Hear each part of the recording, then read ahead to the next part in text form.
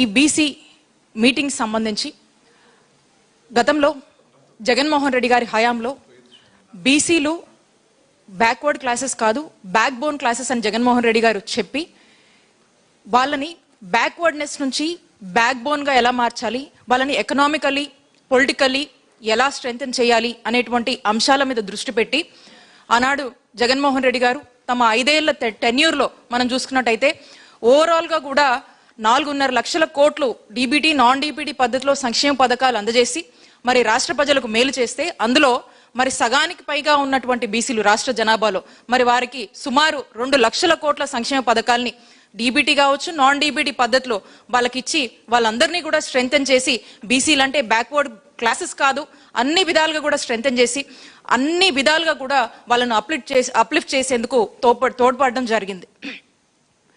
అదే మరి ఈ రోజున మనం చూస్తున్నట్టయితే మరి 27 నెలల కాలంలో చంద్రబాబు నాయుడు గారు ఓట్ల కోసము వాళ్ళు అధికారంలోకి రావడం కోసము పొలిటికల్ గా వాళ్ళు గెయిన్ ఓవర్ కోసం అనేక అబద్ధపు మాటలు మోసాలు చేసి మోసపు మాటలు చెప్పి ఏ విధంగా పవర్లోకి వచ్చారో చూసాం. మరి 27 నెలల కాలంలో మనం చూసినట్టయితే చంద్రబాబు నాయుడు గారు చెప్పినటువంటి మాటల్ని మరి ఈ రోజు కనుక మనం చూసుకుంటే బీసీ డిక్లరేషన్ అన్నారు, మరి దాంట్లో భాగంగా 50 ఏళ్ళు నిండితే పెన్షన్ అన్నారు, 4,000 పెన్షన్ ఇస్తామన్నారు. ఇప్పుడు కూడా ఒక్కరి గురించి కూడా ఆలోచించలేదు. అసలు ఎంతమంది జనాభాకు పెన్షన్ ఇవ్వాలనేటువంటి ఆలోచన కూడా వాళ్ళు చేయలేదు. మరి ఎంత ఖర్చు అవుతుంది, ఏ విధంగా వాళ్ళ ప్లానింగ్ ఉందో, మరి బడ్జెట్లో కూడా దీని గురించి కేటాయించారా లేదా అనేటువంటి అంశాలు కూడా మనందరికి కూడా డౌట్స్ కల్పిస్తాయి. మరి ఇప్పుడు కూడా ఎలాంటి ఎక్సర్సైజ్ కానీ ప్లాన్ కానీ ఏమీ కూడా వేయలేదు. సప్లాన్స్ నిధుల కింద ఇంతిస్తాం అంతిస్తామన్నారు, మరి వాటి గురించి కూడా ఎప్పుడు ప్రస్తావించలేదు. బీసీలకు రక్షణ చట్టం తెస్తామని చెప్పారు. మరి ఈ రోజున చూస్తుంటే హైయెస్ట్ గా వైఎస్ఆర్ కాంగ్రెస్ పార్టీలో ఎవరైతే యాక్టివ్గా ఉన్నటువంటి బీసీల మీద పెద్ద ఎత్తున టార్గెట్ చేస్తూ పెద్ద ఎత్తున ఒక హరాస్మెంట్ ఇబ్బందులు ఇంకా అంతకన్నా మించి ఇంకా ఏం చెప్పొచ్చో ఆ విధమైనటువంటి దాడులు మరి చేస్తూ ముందుకు వెళ్తుంది ఈరోజు మరి టీడీపీ. మరి అలాంటి ఆలోచనతో ఉన్నటువంటి మీరు నిజంగా సామాన్యులు బీసీలకు నిజంగా రక్షణ చట్టం మీరు కల్పిస్తారా? ఆ రోజు మాటలకే పరిమితం చేశారని మేము చంద్రబాబు నాయుడు గారిని అడుగుతున్నాం. ఇక అలాగే మొన్న చూసాం అసెంబ్లీలో ఏదో పోయేది ఒక బిల్లే కదా, మాట్లాడితే ఒక పూట మాట్లాడుతున్నాం కదా అని చెప్పేసి మరి చంద్రబాబు నాయుడు గారు 34% రిజర్వేషన్ గురించి ఏ విధంగా జరగని పనిని సాధ్యం కాదని కూడా తనకు తెలిసి మరి అసెంబ్లీలో మాట్లాడారు. మేము అడుగుతా ఉన్నాం వైఎస్ఆర్ కాంగ్రెస్ పార్టీ తరఫున, ఆనాడు జగన్మోహన్ రెడ్డి గారు లోకల్ బాడీస్ లో బీసీలకు ప్రిఫరెన్స్ ఇవ్వాలని చెప్పేసి ఇలాంటి చక్కని రిజర్వేషన్ అంశం తీసుకొచ్చినప్పుడు మీరే కోర్టులో వేసి ఆపిచ్చారు. మరి ఈ రోజున అవదని చెప్పి తెలిసి కూడా ఈరోజు మీరు రిజర్వేషన్ 34% రిజర్వేషన్ కల్పించాలని మాటలు చెప్తా ఉన్నారు. మేము డిమాండ్ చేస్తున్నాము, నిజంగా మీరు బీసీలకు రిజర్వేషన్ ఇవ్వండి, లేదంటే మీరు చరిత్రహీనులుగా మీరు మిగిలిపోతారు. మీకు తెలియదని జరగదని తెలిసి కూడా మీరు పొలిటికల్ స్టంట్స్ కోసం మరి ఇలాంటి మాటలు మీరు మాట్లాడుతున్నారంటే బీసీలందరినీ కూడా మరలా మీరు మోసం చెయ్యబోతున్నారు, చెయ్యాలనే ఉద్దేశంతోనే ఇవన్నీ చేస్తున్నారని చెప్పి కూడా స్పష్టం అవుతుంది. అందుకోసమే దాని మీద మేమంతా కూడా ఈరోజు ఈ కార్యాచరణలో ఒక తీర్మానం అనేది చేయడం జరిగింది. అలాగే ఎంతో వెనుకబాటుతనం, మరీ ముఖ్యంగా బీసీలు వెనుకబాటుతనం చాలా ఉంది. ఇంకా చదువుల్లో ఇంకా ప్రోత్సహించాల్సినటువంటి అవసరం ఉంది. ఆర్థికంగా కూడా అనేక ఇబ్బందులు ఉంటాయి. మరి అలాంటి పరిస్థితుల్లో అనేక ఇబ్బందుల్లో ప్రభుత్వాల అండతో మరి వాళ్ళ జీవనాలను గడుపుతూ వాళ్ళు కొంచెం ముందుకు వెళ్తూ ఉంటారు. మరి అలాంటి వాళ్ళు ఈరోజు సంక్షేమ పథకాలు లేక ఈరోజు చక్కటి వైద్య సేవలు కూడా అందట్లేదు. ఎందుకంటే ఆరోగ్యశ్రీకి మీరు కట్టాల్సినటువంటి బకాయిలు మీరు కట్టట్లేదు కాబట్టి ఇంకా కూడా వెనుకబాటుతనంలో ఇంకా కూడా పవర్టీ లెవెల్కి అనేక ఇబ్బందులు పడుతున్నారు, మహిళలు ఇబ్బంది పడుతున్నారు. ఏ స్కీమ్స్ లేవు, మీరు ఇచ్చినటువంటి హామీల మీద మీరు నిలబడట్లేదు. ఇంకా చెప్పాలంటే 56 కార్పొరేషన్లు జగన్మోహన్ రెడ్డి గారు తీసుకొస్తే దానికి సంబంధించి ఇంకా చైర్మన్లను కూడా మీరు వేయలేదు. కార్పొరేషన్ నిధులు అన్నారు, అవి కూడా లేవు. కాబట్టి ఇవన్నీ మాటలు ఏవైతే మీరు చెప్పారో ఆ మాటల మీద మీరు నిలబడాలని, బీసీలకు అన్యాయం జరుగుతుంది అనేటువంటి అంశాల మీద ఈరోజు చర్చించుకోవడం జరిగింది. అలాగే ఏవైతే 139 కులాలు ఉన్నాయో ఇంకా అన్రికగ్నైజ్డ్ కులాలు ఉన్నాయి, వాళ్ళకి సంబంధించినటువంటి సమస్యలు ఉన్నాయి, అలాంటి రికగ్నిషన్ గురించి వాళ్ళకి ఏం చేస్తే బాగుంటుంది అనేటువంటి అన్ని అంశాల మీద కూడా ఈరోజు ఈ మీటింగ్ లో చర్చించడం జరిగింది. కాబట్టి ఈ కార్యాచరణ ముందు కూడా ప్రతి జిల్లాలో నియోజకవర్గ స్థాయిలో రాష్ట్ర స్థాయిలో కూడా మరి ఈ కార్యాచరణ అనేది ఉండబోతుంది.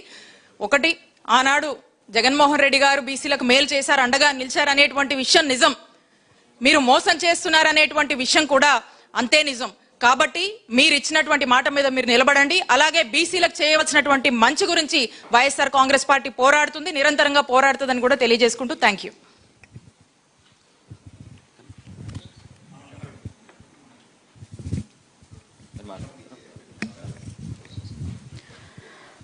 ప్రింట్ అండ్ ఎలక్ట్రానిక్ మీడియాకు నమస్కారం. ఈరోజు వైఎస్ఆర్సీపీ పార్టీ సెంట్రల్ ఆఫీస్లో అతిరథులు మహారథులు అందరూ కూడా కలిసి బీసీ అంటే బెటర్ క్యాస్ట్గా జగన్మోహన్ రెడ్డి గారు బ్యాక్ బోన్ క్లాస్గా ఎలా గుర్తించినారు, అదేవిధంగా ఇప్పుడు ఎన్డీఏ అలయన్స్లో ఉన్న ఈ టీడీపీ వాళ్ళు కూడా చంద్రబాబు నాయుడు గారి ఆధ్వర్యంలో ఎలా మోసగిస్తున్నారనే ఒక చర్చ కూడా జరిగింది. ఈరోజు 2 సంవత్సరం గడిచింది, 2 ఫైనాన్షియల్ ఇయర్ గడిచింది, 3 బడ్జెట్లు, ఎక్కడ కూడా బీసీలకు లయన్ షేర్ అనే మాటే లేదు. అయితే ఎలక్షన్ టైంలో మనం చూసాం, మహిళలందరికీ కూడా 50 ఏళ్ళు దాటిన మహిళలందరికీ కూడా 4,000 పెన్షన్ ఇస్తారని చెప్పినారు. ఇంతవరకు ఎక్కడ దాని గురించి మాట్లాడేకి రెడీ కూడా లేరు. బీసీ శాఖ మంత్రిగా సవితమ్మ ఉన్నారు, ఆమె కూడా ఒక లేడీ.